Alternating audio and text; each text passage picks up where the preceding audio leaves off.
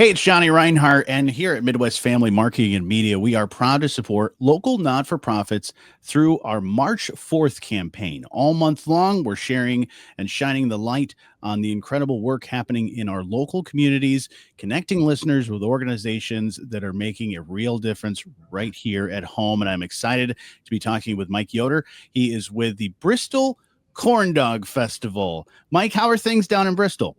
Good morning. Pleasure to be with you this morning. Things are great in Bristol.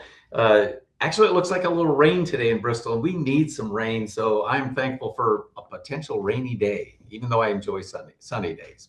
Well, I know a lot of people are looking forward to this great event that's coming up a little bit later in the year. But tell us a little bit more about the Bristol Corn Dog Festival and what it's all about. Sure. This started, boy, maybe it's been 5 years ago by the employees of Monogram Foods. And Monogram Foods, we are the corn dog capital of the United States. I like to say the world, but nobody's challenged me yet on that. So at least the United States, something like over 1 million corn dogs a day are produced here in Bristol. Doesn't happen anywhere else in the United States. And the company and the employee thought, wouldn't this be nice to recognize this unique status in the country for this little town of Bristol?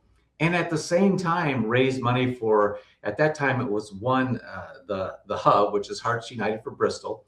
It hosts sponsors the food pantry, as well as offers a social net for other needs in the community. So from that point, they handled it for 3 years, and then last year, they handed this off to Bristol on the River, and so now we're in our second year of a reimagined corn dog festival. And as I look at the website, who needs a bun? Right. It's a great tagline. But this is a great thing because, as you said, not only can people come to the community and of course enjoy great corn dogs, but also, like you said, it helps a lot of the area nonprofits within the community. So it's a really great economic, but also a great driver for things in the community. I, um, I think we're all aware that we're seeing more festivals and summer festivals and all kinds of festivals because people like to gather in the downtown area, and it's good for business. We've modified this festival a bit from the beginning in that it's sort of a first fruits giving concept that at least 10% of the everything that we bring in on revenue, whether it's vendor sponsors, booth sponsors, donations, we set 10% of that aside. And then we ask not-for-profits to participate, whether it's selling corn dogs or in the visitors booth. There's a variety. We have an area for kids games that are free, vintage kids games, we call them. And so all those non-for-profits can, whether it's church youth groups or the hub as well, all have an opportunity to make some money from the festival. So it's a good time for families, good time for businesses, but helps all of the important non-for-profits in our community. That is awesome. And it's coming up in September, right? Second Saturday in September. I should know the exact date. Isn't that strange? I don't right now. But I feel like with any festival or event, once the event ends, you start working on the next one. So it's just a cycle of just working on this whole entire thing. But Mike, what sort of challenges are you currently facing as a nonprofit organization? It's been, I noted in another role that Elkhart County seemed to be a little sluggish last year in our economy, and there's a lot of reasons for that. But all of our not-for-profits, I think, are experiencing a little bit of difficult raising funds for events, and we're experiencing that somewhat this year.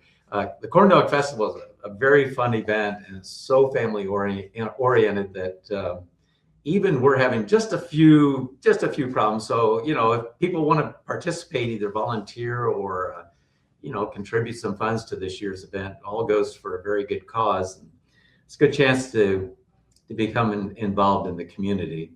Absolutely. Yeah.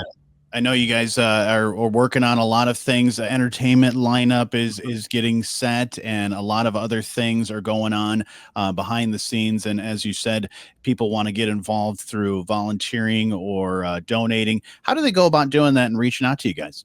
Well, we have this, the website is the best place to get involved. That's kind of the center point, and it will enable you to connect either to me or the event coordinator, Jess Kosher. So that's the best way, is through the website, or if all else fails, call the town manager in Bristol, Indiana, because my number's out there.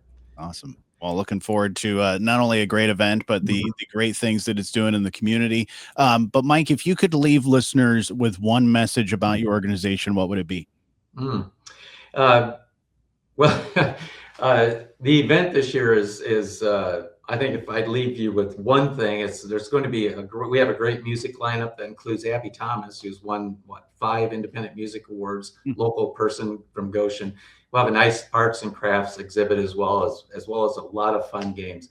It's a great way to spend a Saturday afternoon in Bristol. And I know there's a Purdue football game going on. It's their first home game, but they didn't Sure. check with us before they scheduled that, so that's their problem. But attend the Corn Dog Festival in Bristol. It's a great time. Yeah, looking forward to it. That's bristolcorndogfest.com. But big thank you to you, Mike, as well as big thanks to our friends at First State Bank for sponsoring this interview.